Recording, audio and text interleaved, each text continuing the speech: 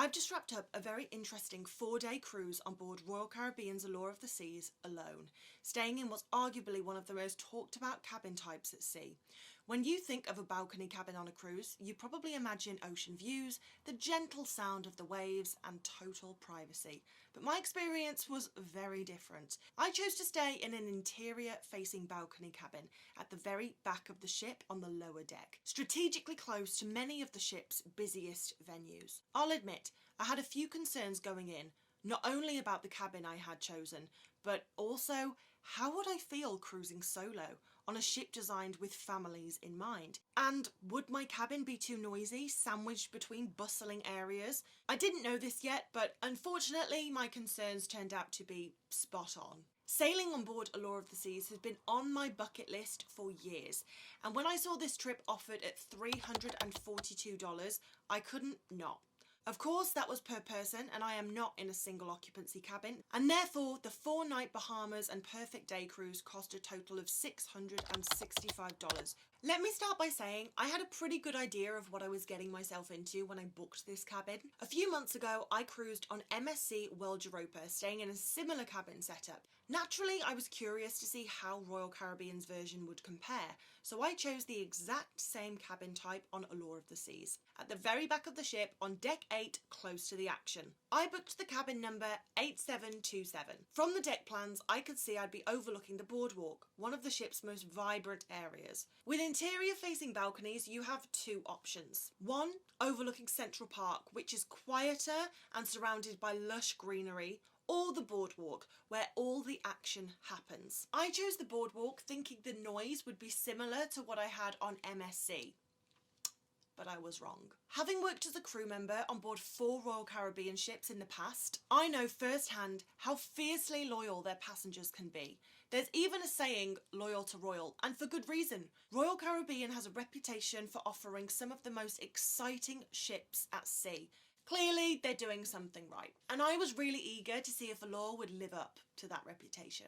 This cruise began in Miami, and I was genuinely amazed at how smooth the embarkation process was. From the moment I arrived at the port to stepping on board, it took no more than 15 minutes. And considering I was boarding alongside 5,500 other passengers, that efficiency is pretty remarkable. I boarded around 2 p.m, which turned out to be the perfect timing since the cabins were ready. So I grabbed a quick slice of pizza from Sorrento's, which is an absolute must-do, and headed straight to my cabin. Being on deck 8 had its perks. Even though my cabin was at the very back of the ship, it was just a short walk to Central Park, one of my favourite areas on board.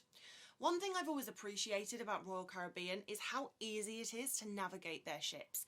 Everything is clearly signposted and the onboard maps are incredibly helpful, especially when you're trying to get your bearings on such a massive ship. Finding my cabin was easy. My first impressions of the cabin were positive. It felt light and welcoming, and I immediately appreciated the sofa area to the right as I walked in. This was already a step up from my cabin on board MSC cruises, where there was no sofa at all, so definitely a point in Royal Caribbean's favour. Now, while the sofa could be converted into a bed, I can't imagine 4 people sharing this space comfortably.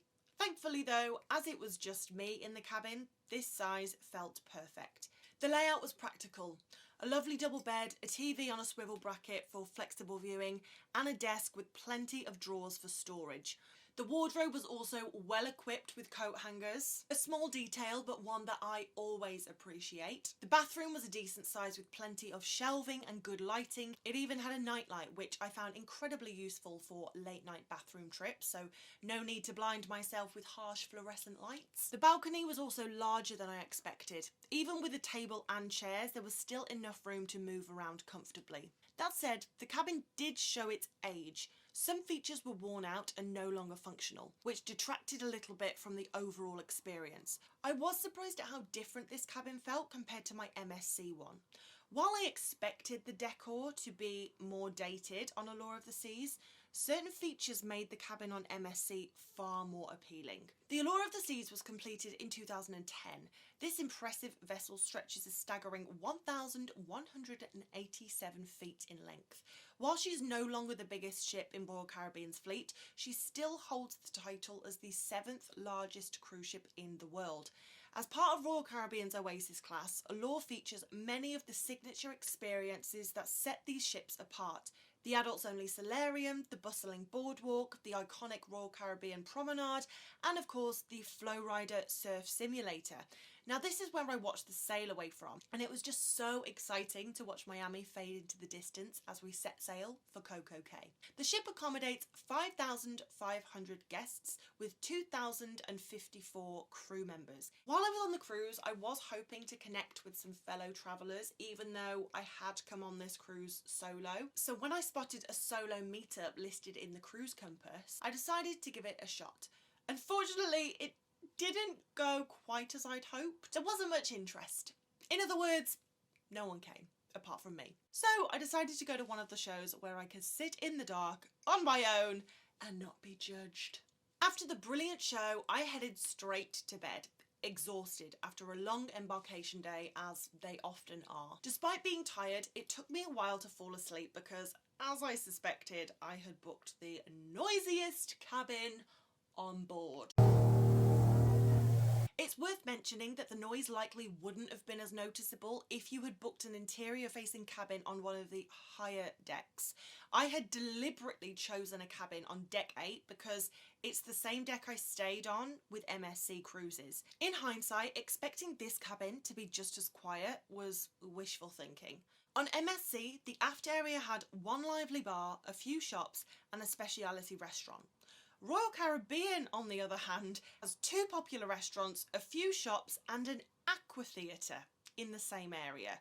So naturally, it was going to be noisier. So the sounds from the aqua theatre shows, combined with the constant buzz of the venues on the boardwalk, made it much harder to sleep than I'd hoped. So I would not recommend this cabin if you are someone that needs silence to sleep, or if you're someone that has young children.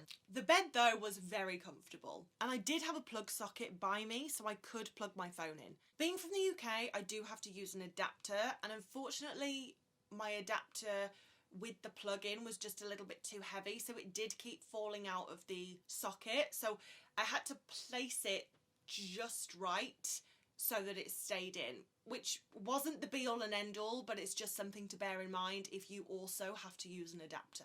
Now, one of the main reasons I like to book a cabin with a balcony is so I can have some fresh air while I sleep. Unfortunately, this wasn't an option with this cabin for two very obvious reasons.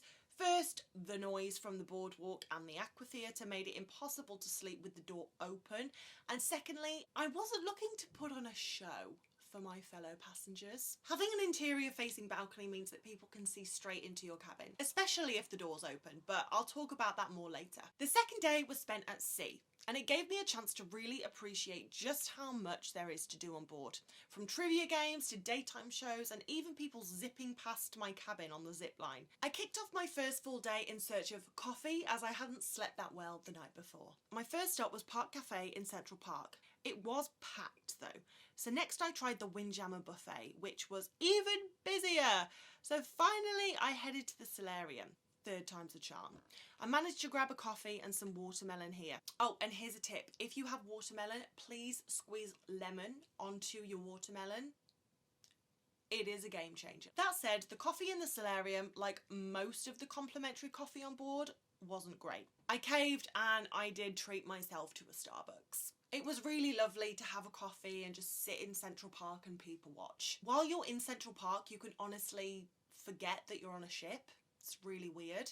But speaking of people watching, I love people watching, so it was a treat to just sit on my balcony and watch the world go by. However, with 60 cabins directly opposite me, I wasn't the only one doing the watching. But on the plus side, I had a great view of the rock climbing wall. So while this balcony definitely isn't private, I didn't book it expecting seclusion. One feature that I found much better on MSC's World Europa was their window treatment. They did have this glaze on the window so that when the balcony doors were shut, you couldn't see into someone's cabin. Royal Caribbean didn't have this. Like, the window was transparent. You could see right into people's cabin, especially when the sun was setting and people have their lights on. You could see everything. And on MSC there were 3 sets of curtains, so this setup made it easy to control both light and privacy. But unfortunately, the Royal Caribbean version fell short because on Allure there were just two options. There was a net curtain and a blackout curtain. But because of how the curtain was positioned, there was a huge gap, making me feel exposed. So to get full privacy, I had to close the blackout curtain, which of course blocked all the light. Is this the worst thing in the world? No. Is it annoying, especially after you've experienced a better setup on another cruise ship? Yes. Although I was craving privacy in my cabin, after spending some time alone, I realised I'd had my fill of solitude. So I decided to give the second solo meetup a try. But unfortunately, it turned out to be another disappointment. Once again, I was the only one who showed up. Feeling a little bit disillusioned, I did take a walk around the Royal Promenade, just browsing the shops, and as I passed the next cruise desk, I couldn't believe my eyes. Sat behind one of the desks was my old roommate.